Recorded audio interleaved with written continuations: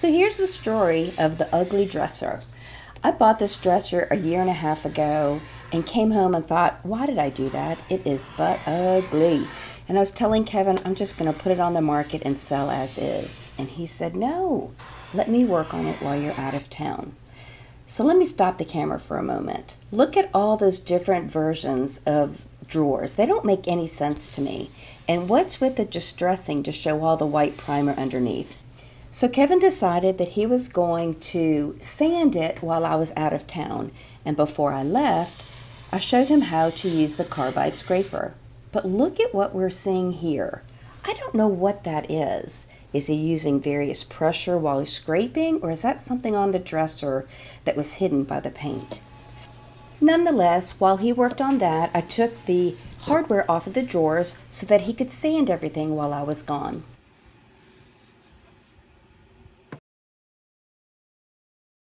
I came home from my weekend away, and lo and behold, he was sanding.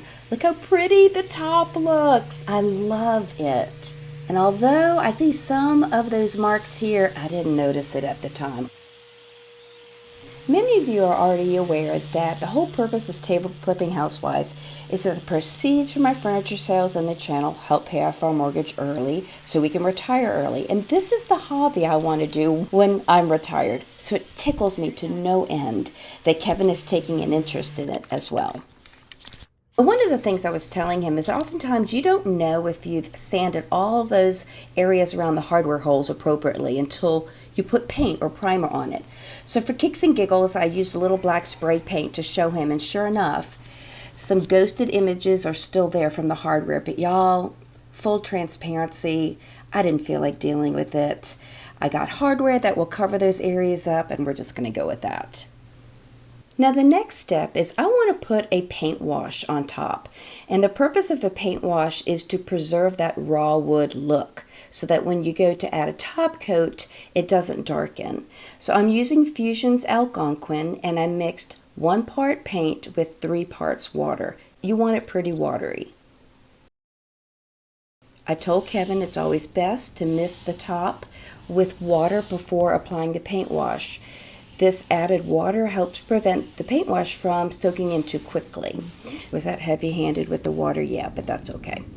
Now, I don't typically do the entire surface of a piece at one time. I'll do it in sections, but because that water was misted rather heavily, I think we'll be fine. So he's painting in the direction of the grain, and I'm going to fast forward through this in just a moment because it's all the same thing. Paint, paint, paint, paint, paint. This took about maybe a minute and a half.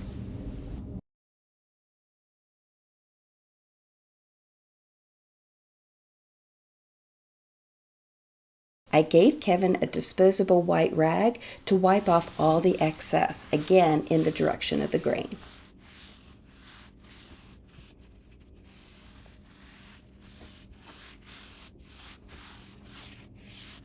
Now when you do a paint wash, it raises the grain. It makes the wood slightly rough. So I used a very fine, probably a 400 grit sand pad to lightly sand down those raised fibers, and then wiped all the dust off with my tack cloth.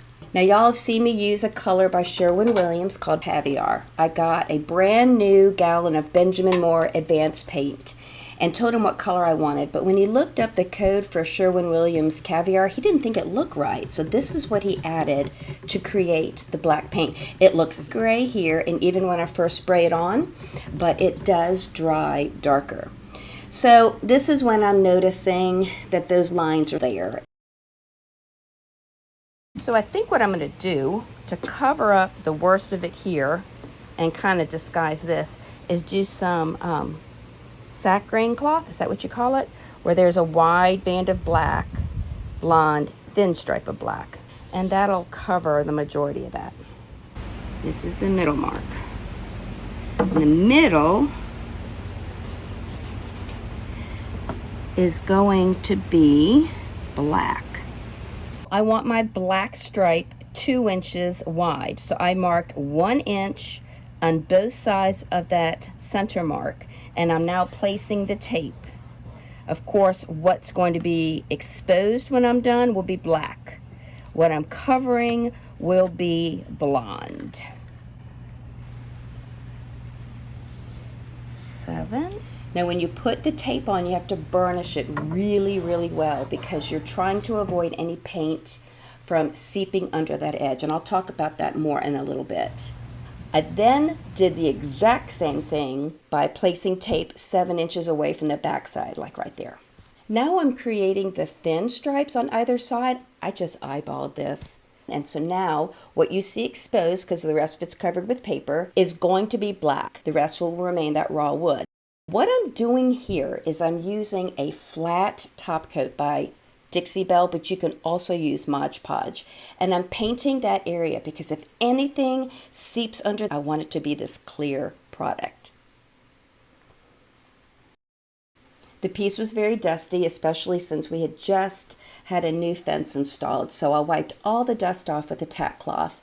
And then before I started spraying paint, I thought it would be best if I sprayed those raw areas that had been sanded out of raw wood with some of that shellac.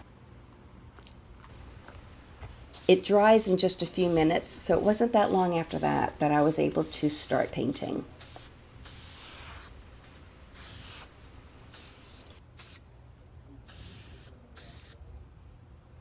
I'm using my Erlex 5500.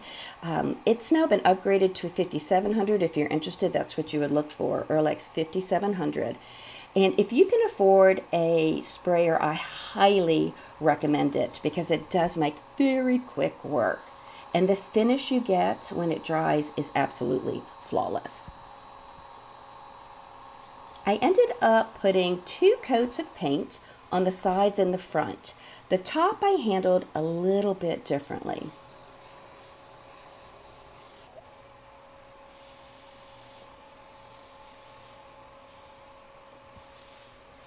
Now what I did for the top is I put on very thin layers because again I didn't want to risk black paint seeping under if my burnishing of the tape and my clear top coat didn't work. I didn't want heavy paint pooling next to the edges of the tape, so I put on a very, very, very fine coat, just like this one, and I did that 3 times. Now, I don't know if you noticed that. Do you see how much of a big mess that was? And even on the drawers, whoever painted this before me was messy, and I like to clean up all those areas for whoever's going to buy this dresser. I wish I knew how old this is. I can't find any markings on it, but I'm pretty sure it's at least 50 years old. And so by sanding it, not only am I removing all of the overspray, but I'm making that wood look clean and fresh. Look how much of a difference it makes when I'm sanding this. It looks so pretty and cleaned up.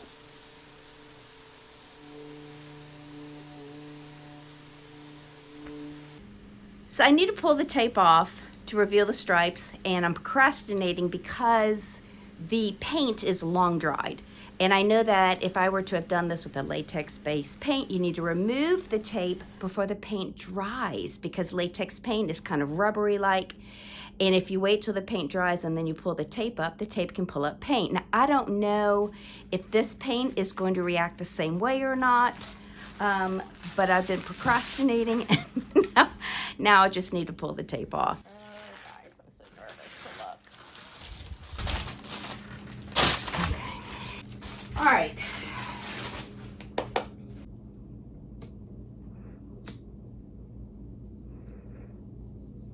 Ooh, that looks good. Ah, I think it looks good. Oh. Oh.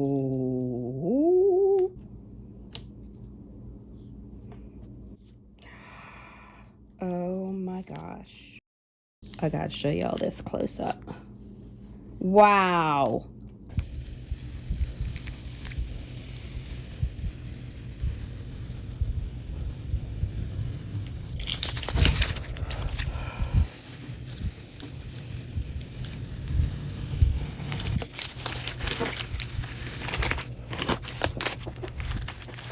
Check that out.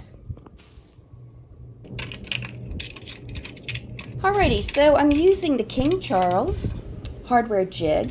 The best way to figure out where to drill for holes is to actually attach the handle you're using to the jig, which I did here.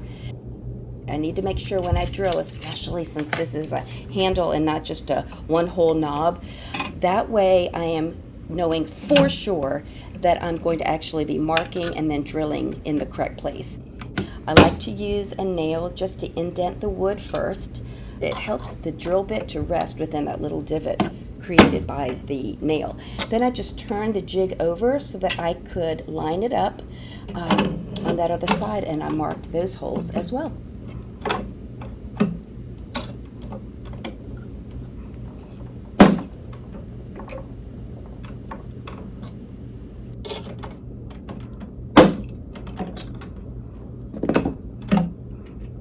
See those areas that I nicked with the nail?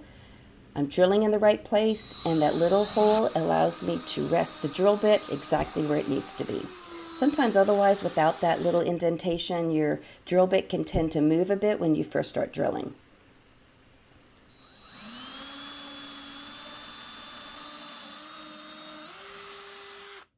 You could tell someone had changed the hardware several times before, couldn't you? All right, so these are the handles that I got. I'm using knobs that I took off of a piece that I painted for a client. And as you can tell, it's got a bit of a finish on it and a little dark. So I didn't have any acetone, and I wanted to see if fingernail polish remover, that's acetone, right, would work. And it did. Look, I soaked it, and the finish is off. You can tell all that debris is in the little container of fingernail polish remover, and now they're a better match. So before the LSU game came on that day, I quickly sanded those knobs, and then while I watched the game, I put that same paint wash on them that I had put on the top of the dresser. And by the way, LSU won. I used a new top coat to me. It's Gilboy's Hard Wax Oil, and it's a combination of beeswax, linseed, and orange oil, and a fourth oil I can't pronounce. I gave it a really good mixing off camera. What I like about this is I can use it indoors, which is what I need as the cold months come. But it does say to make sure you are dust free, so I dusted off the dresser top with a tack cloth, and then I used a piece of a tea towel dipped into it to wipe it on. It says to wipe it on sparingly, which I did, and I did actually end up using 3 coats. I could have gotten away with just 2 probably, but I did 3 since it's new to me. And you do need to lightly sand and dust in between coats. Now, I didn't know how it would react on top of the paint because this is marketed as something for raw wood. So I didn't apply it to the paint at first, and then I realized I had no alternative. A couple of hours after I finished, I went downstairs, and y'all, the paint stripes were tacky, and I thought, oh my gosh, I'm in trouble. But it does say to let a total of 8 hours to dry, and after 8 hours, the paint was no longer sticky. So yes, if you have a piece like this that's partly raw wood and partly paint, this will work. And as you can tell, it doesn't change the color of the top of the dresser, and that's because of the barrier of that paint wash.